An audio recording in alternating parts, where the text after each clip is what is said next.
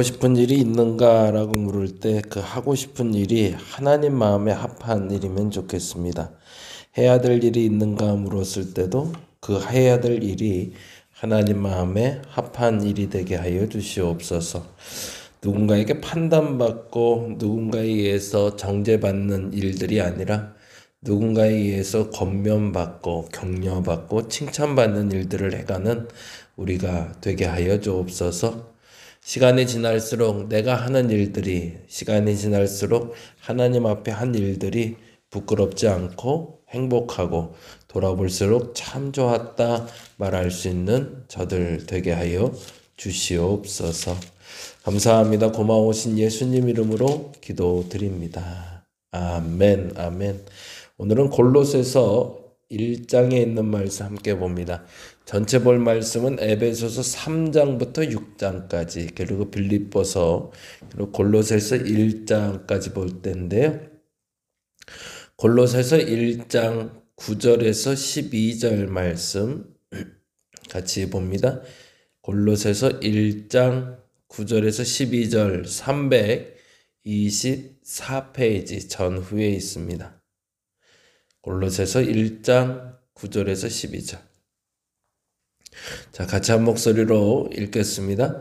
이로써 우리도 듣던 날부터 너희를 위하여 기도하기를 그치지 아니하고 구하노니 너희로 하여금 모든 신령한 지혜와 총명에 하나님의 뜻을 아는 것으로 채우게 하시고 주께 합당하게 행하여 범사에 기쁘시게 하고 모든 선한 일에 열매를 맺게 하시며 하나님을 아는 것에 자라게 하시고 그의 영광의 심을 따라 모든 능력으로 능하게 하시며 기쁨으로 모든 견딤과 오래 참음에 이르게 하시고 우리로 하여금 빛 가운데서 성도의 기업의 부분을 얻기에 합당하게 하신 아버지께 감사하게 하기를 원하노라. 아멘, 아멘. 골로새 교회들에 대한 사도 바울의 기도문인데요. 좀 이따가 한번 살펴보기로 하고요. 오늘은 에베소서 3장부터 보는 날입니다. 에베소서 3장. 이게 사실은 성경 통독을 하다 보니까 이렇게 딱딱 끊어지면 좋겠는데 어쩌다 보니까 이게 분량 때문에 앞서 언저를 먼저 살펴보고 그리고 뒤에를 살펴봐서 조금은 끊어지는 느낌은 있지만 전체적인 흐름에 대해서 여러분들 잘 쫓아오시면 좋을 것 같습니다. 에베소서 1장에서는 우리는 누구인가? 라는 이야기를 먼저 했다고 얘기했고요. 그래서 우리를 부르신 목적, 에베소서 2장에선 예수님의 목적, 그래서 우리를 부르신 목적은 하나님을 찬양하게 하는 것이 목적이다. 예수께서 이 땅에 오신 목적, 그래서 2장 14절에서 18절을 얘기했죠. 화평을 이루기 위함이다. 그러니까 우리가 하나님을 찬양하며 살아간다는 것이 뭘까?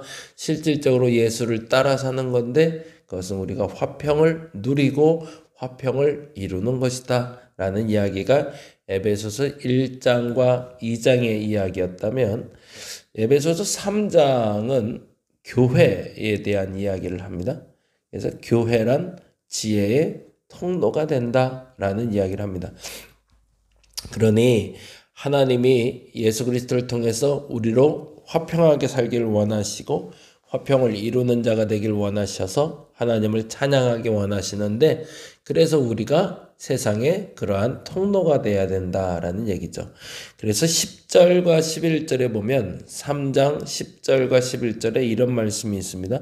이는 이제 교회로 말미암아 하늘에 있는 통치자들과 권세들에게 하나님의 각종 지혜를 알게 하려 하심이니 곧 영원부터 우리 주 그리스도 예수 안에서 예정하신 뜻대로 하신 것이라 라고 이야기합니다.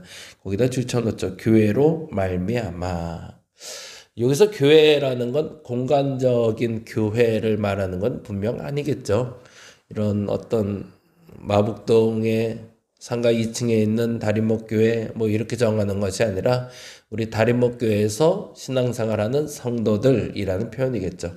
그래서 그 성도들을 통해서 뭘 하고 싶다? 하나님은 찬양받기 원하신다. 어떻게? 세상에 화평을 전하고 스스로 화평을 누림으로. 그래서 그러한 통로가 되는 것이 무엇인가? 바로 교회다라는 이야기를 하고요. 늘 그렇지만 사도 바울의 편지는 앞서절은 교리적인 부분을 잠깐 이야기했다면 뒷부분에 가서는 행동, 그러니까 실천적인 측면을 얘기합니다. 그래서 1장부터 3장까지 지금의 얘기는 정체성에 대한 이야기를 했다면 4장부터 6장까지는 그러면 교회가 할 수 있는 일, 성도가 해야 될 일에 대해서 이야기하고 있겠죠. 그래서 4장 1절에서 3절에 교회가 그러한 질서를 유지하고 그러한 일을 하기 위한 통로가 될 수 있는 도구들이 있다라고 얘기합니다. 그게 4장 1절에서 3절인데요. 같이 읽어봅니다. 4장 1절에서 3절. 그러므로 주 안에서 갇힌 내가 너희를 권하노니 너희가 부르심을 받은 일에 합당하게 행하여. 그러면 계속 반복하니까 부르심에 받은 합당한 일이 뭔지 보이죠. 그렇죠? 평화를 끼치는 거고요. 평화를 누리게 하는 거고요. 그래서 하나님을 찬양하는 건데 그러려면 어떻게 해야 된대요? 2절 읽어보죠. 너무 중요하니까 꼭 한번 줄쳐놓고 경험해 보시기 바랍니다.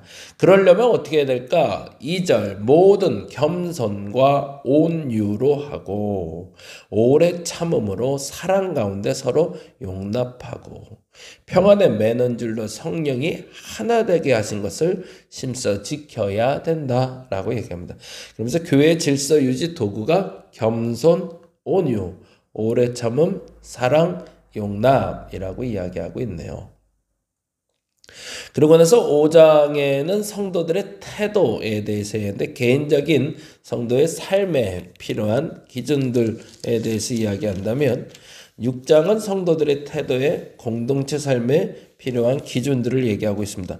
5장의 성도의 삶에 필요한 기준들 굉장히 많은 이야기들을 상세하게 기록하고 있는데요.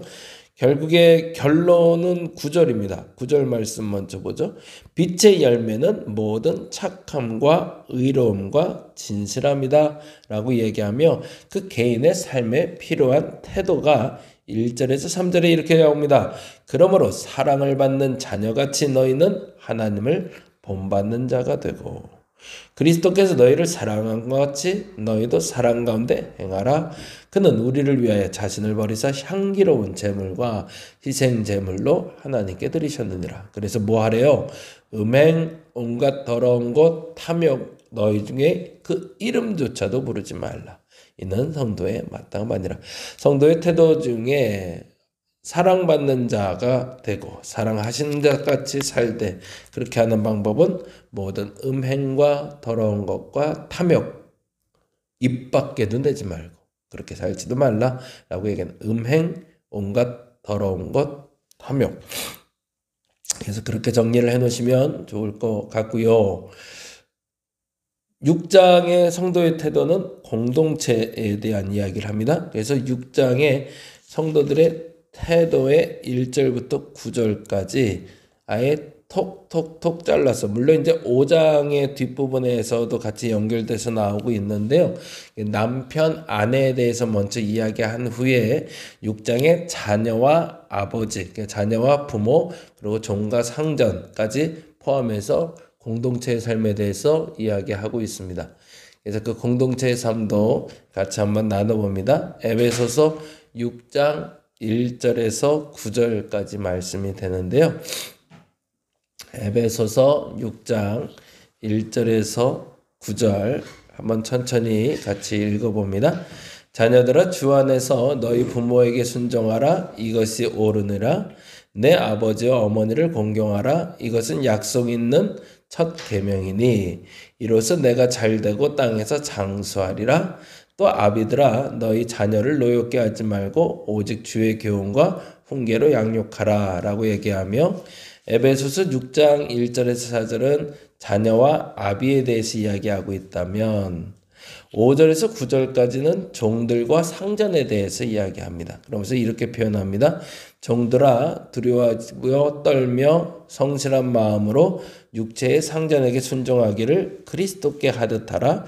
눈가림만 하여 사람을 기쁘게 하는 자처럼 하지 말고 그리스도의 종들처럼 마음으로 하나님의 뜻을 행하고 기쁜 마음으로 섬기기를 주께 하듯 하고 사람들에게 하듯 하지 말라. 이는 각 사람의 무슨 선을 행하든지 종이나 자유인이나 주께로부터 그대로 받은 줄을 알미라. 9절 상전들아 너희도 그들에게 이와 같이 하고 위협을 그치라. 이는 그들과 너희의 상전이 하늘에 계시고 그에게는 사람을 외모로 취하는 일이 없는 줄 너희가 알미라 라고 이야기하며 6장 1절에서 9절은 공동체에서 성도들의 태도에 대해서 이야기하고 있습니다. 빌립보서로 넘어가 보죠. 빌립보서 이야기 같이 한번 나눠보면 빌립보서 1장은 사도 바울이 옥에 갇힌 상황에 대한 설명입니다. 내가 왜 고난을 당하는가? 라는 거예요. 내게 왜 어려움이 있는가? 그거에 대해서 알아야 되지 않는가?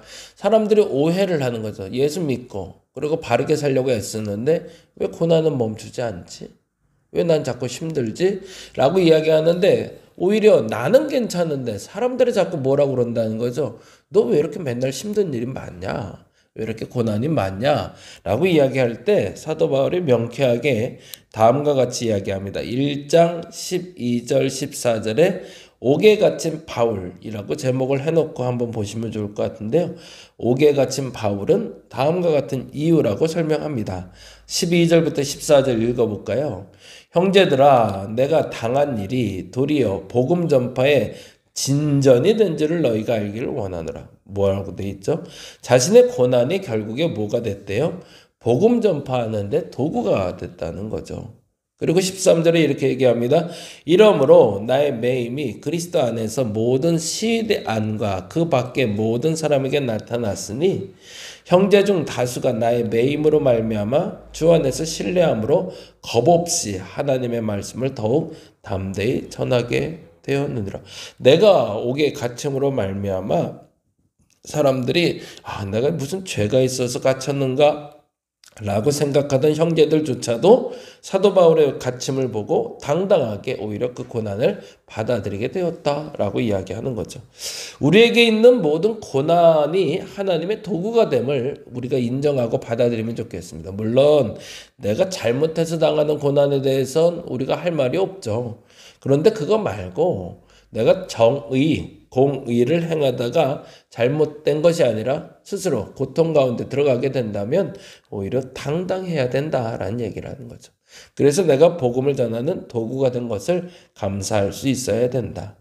그리고 2장에는 그렇게 될 수 있는 마음, 나는 왜 그렇게 마음을 먹을 수 있는가에 대해서 당당하게 2장 5절에서 11절에 우리가 너무 잘 아는 말씀을 이야기해 주고 있습니다. 내가 이 마음이 있어서 어떤 고난 가운데도 그런 마음을 품을 수 있어 라고 얘기하고 있죠. 2장 5절부터 11절 같이 한번 읽어볼까요? 너희 안에 이 마음을 품으라 곧 그리스도 예수의 마음이니 라고 시작됩니다. 그래서 2장 제목을 바울의 마음이라고 해놓으면 좋을 것 같네요. 1장에 옥에 갇힌 바울에 대해서 이야기하고 있다면 옥에 갇혔음에도 당당할 수 있었던 바울의 마음의 근원은 다음의 마음이다. 뭐죠? 6절부터 읽어봅니다. 그는 근본 하나님의 본체시나 하나님의 동등됨을 취할 것으로 여기지 아니하시고 오히려 자기를 비워 종의 형체를 가지사 사람들과 같이 되셨고 사람의 모양으로 나타나서 자기를 낮추시고 죽기까지 복종하셨으니 곧 십자가에 죽으심이라.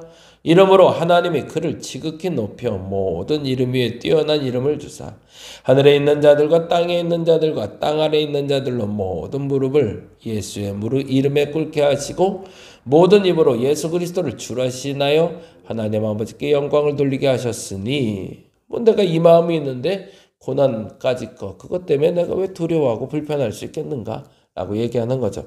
그리고 3장에 바울이 목적이 무엇인지를 이야기합니다.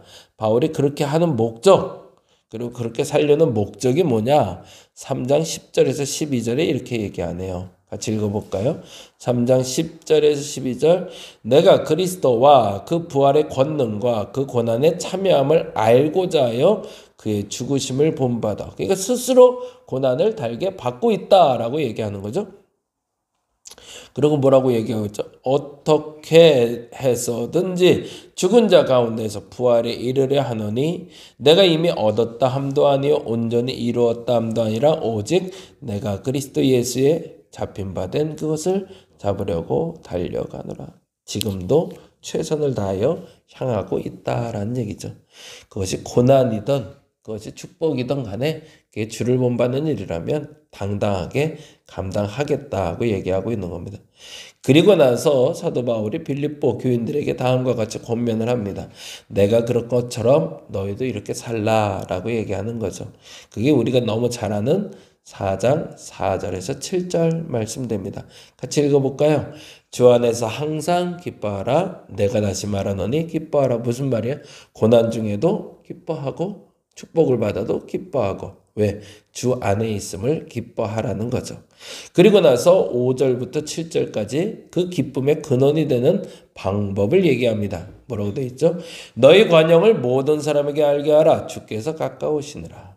아무것도 염려하지 말고 다만 모든 일에 기도와 간구로 너희 구할 것을 감사함으로 하나님께 하려라. 그리하면 모든 지각에 뛰어나 하나님의 평강이 그리스도 예수 안에서 너희 마음과 생각을 지켜줄 거라. 그러니 걱정하지 말고 어떤 고난이든 어떤 복을 받던 어떤 결과가 나오든 간에 주 안에 있음을 기뻐하며 기도를 멈추지 말라고 이야기하는 게 빌립보서 얘기가 됩니다. 빌립보서 1장부터 4장까지는 이렇게 제목을 해놓으면 좋겠네요. 1장은 옥에 갇힌 바울 해놓으면 됐고요. 2장은 바울의 마음, 3장은 바울의 그렇게 하는 목적, 바울의 목적, 4장은 바울의 권면 이렇게 해놓으시면 좋을 것 같습니다. 자, 이제 골로새서로 가고 오늘 마무리할 건데요. 골로새서 1장부터 역시 주어진 이야기가 무엇인지 살펴볼 건데 골로새서는 골로새라는 한 동네가 아니라 한 지역을 얘기합니다. 그러니까 골로새 교회가 하나의 정해진 교회가 아니라 골로새라는 한 지방에 있는 교회들, 회람 편지라고 그러죠. 둘러가면서 봐라. 그래서 돌려가면서 볼 수 있는 편지를 보낸 게 골로새 교회가 이게 보낸 골로새서가 됩니다. 골로새서는 그래서 그들에게 생각하고 있는 사도 바울의 기도문이 먼저 나오고 있어요. 그래서 골로새 교회를 위한 포괄적인 기도문이 뭔지 먼저 보고 있습니다. 1장의 제목을 골로새 교회를 위한 간구라고 해놓으시고 9절에서 12절까지 바울이 무엇이라 기도하고 있는지 한번 보죠. 9절 말씀 볼까요? 이로써 우리도 듣던 날부터 너희를 위해 기도하기를 그치지 아니하고 구하고 있대요. 어떻게 해요? 첫째, 너희로 하여금 모든 신령한 지혜와 총명에 하나님의 뜻을 아는 것으로 채우게 하시고 계속 공부하고 노력하는 이유는 무엇을 위해서여야 된다? 하나님의 뜻을 아는 것을 위해서. 내가 책을 봐야 되는 이유도 그렇고 내가 열심을 내서 무엇인가 지식을 습득하려는 목적은 어디 있어야 되냐면 하나님의 뜻이 무엇인지를 분별하는데 목적이 있어야 된다는 거죠. 그게 첫 번째 사도 바울의 간구입니다. 저와 여러분이 그랬으면 좋겠습니다. 공부하는 목적, 열심히 내는 목적, 무언가 지식을 쌓는 목적, 책을 보고 그리고 뭔가를 배워가는 목적은 하나님의 뜻을 제대로 분별하기 위해서. 두 번째 간구는 이렇게 얘기하네요. 10절 주께 합당하게 행하여 범사에 기쁘시게 하고 누굴요? 주님을 기쁘시게 하라는 거죠. 그리고 모든 선한 일에 열매를 맺게 하시며 하나님을 아는 것에 자라게 하시고 아까 말한 대로 그렇게 배운 목적이 하나님의 뜻을 아는 건데 그러면 하나님의 뜻을 아는 것으로 끝나지 말고 뭐 하라는 거예요? 하나님 뜻을 아는 만큼 자라야 된다는 거죠. 그리고 마지막 세 번째 너무 중요한 단어가 나옵니다.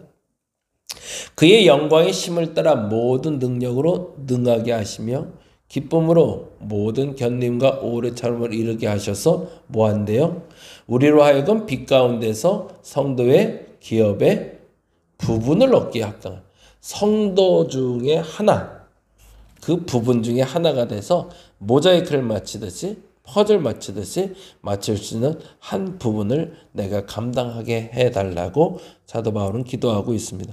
우리도 이 세 가지를 놓고 기도했으면 좋겠습니다. 내가 공부하는 이유, 내가 배워야 되는 이유, 내가 책을 보는 이유, 내가 무엇인가 열심히 내서 내 머리를 채워야 되는 이유는 하나님의 뜻을 분별하기 위해서다.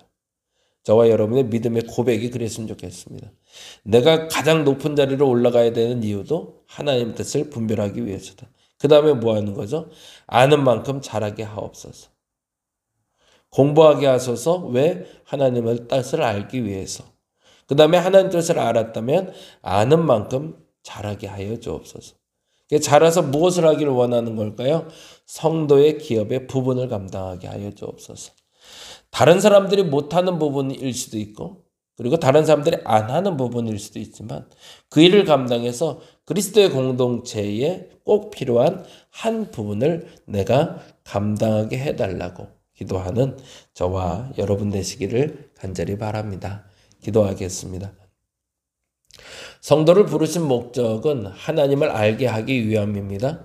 구별하여 하나님의 백성 되게 하시고 하나님을 알기 위해서 노력하는 우리 되게 하여 주옵소서. 하나님, 그리고 하나님을 아는 만큼 분별이 되었다면 그에 합당하게 자라가게 하여 주옵소서. 조금이라도 좋습니다. 매일매일 성장하는 그리스도인 되게 하여 주옵소서.